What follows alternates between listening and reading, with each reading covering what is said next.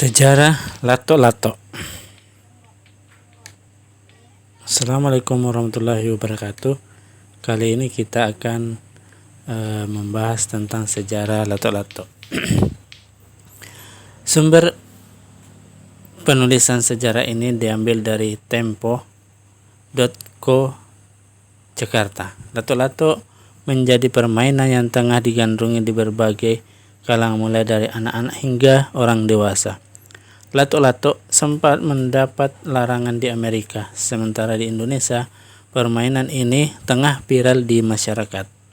Meski kini tengah menjadi tren di Indonesia, namun ternyata permainan itu sudah dimainkan sejak periode tahun 1960-an. Lato-lato adalah mainan tradisional yang terdiri dari sepasang bola plastik atau karet yang terikat tali sehingga membentuk bandulan. Dikutip dari laman Antara, sejarah lato-lato berawal dari Amerika Serikat. Di negara asalnya, permainan ini juga disebut sebagai clackers, klik-klak, knock-crack, Banjers atau clankers. Beberapa istilah tersebut merujuk pada benda yang sama, yakni dua bola yang dihubungkan dengan dua utas tali. Cara bermainnya pun persis sebagai lato-lato yang dimainkan di Indonesia. Ketika dimainkan, kedua bola yang menggantung akan menimbulkan bunyi yang khas seperti klak-klak-klak. Bunyi tersebut kemudian mendasari penamaan permainan tersebut. Benda ini mirip dengan bola senjata berburu yang digunakan oleh para gonco atau penduduk di Pampas, Krenkaco, dan Patagonia, Amerika Serikat. Pada mulanya, clackers dibuat sebagai alat untuk mengajari anak-anak berlatih koordinasi antara tangan dan mata. New York Times menerbitkan catatan pada Agustus 1971 menunjukkan adanya kejuaraan dunia lato-lato. Peristiwa bersejarah tersebut berlangsung di Italia, tepatnya di desa Calcinatello, dekat Brescia. Dimainkan sebagai kompetisi dunia, perlombaannya diikuti banyak peserta dari berbagai negara, seperti Belanda, Belgia, Swiss, Inggris, hingga Kanada. Semua negara itu berlomba untuk membuktikan kemampuan mereka bermain lato-lato di mata dunia. Sejarah lato-lato hingga dilarang di Amerika. Sebelum melakukan pelarangan, sempat menguji banyak perusahaan untuk menemukan kecepatan dan potensi pecahnya lato-lato.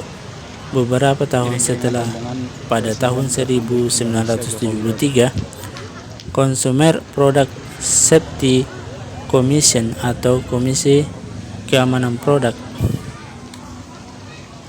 Konsumen muncul dengan banyak himbauan terhadap mainan ini.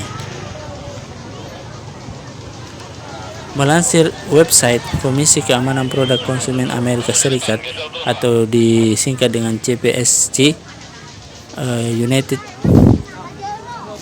Serikat Marshal menyita 4.600 produk lato-lato di Phoenix, Arizona pada tahun 6 Desember 1985. Mereka menilai mainan tersebut berbahaya karena mudah pecah dan melukai anak-anak. Lebih lanjut, mereka juga melarang penjualan lato-lato di Amerika Serikat. Kemudian kita masuk sejarah lato-lato di Indonesia. Kepopuleran lato-lato secara internasional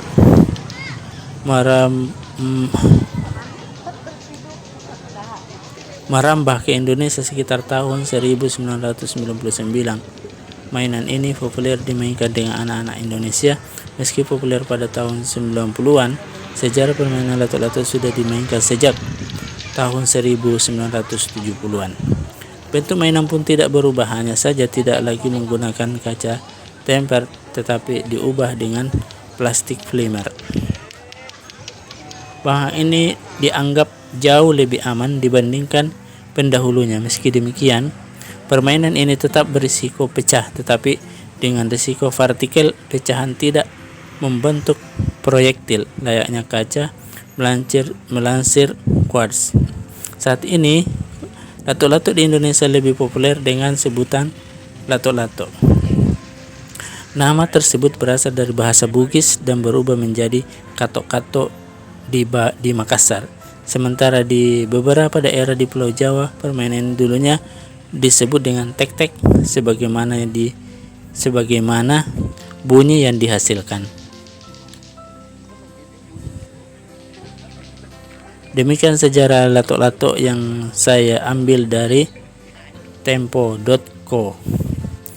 Dan terima kasih atas partisipasinya, dan jangan lupa subscribe channel Maka Jauh. Assalamualaikum warahmatullahi wabarakatuh.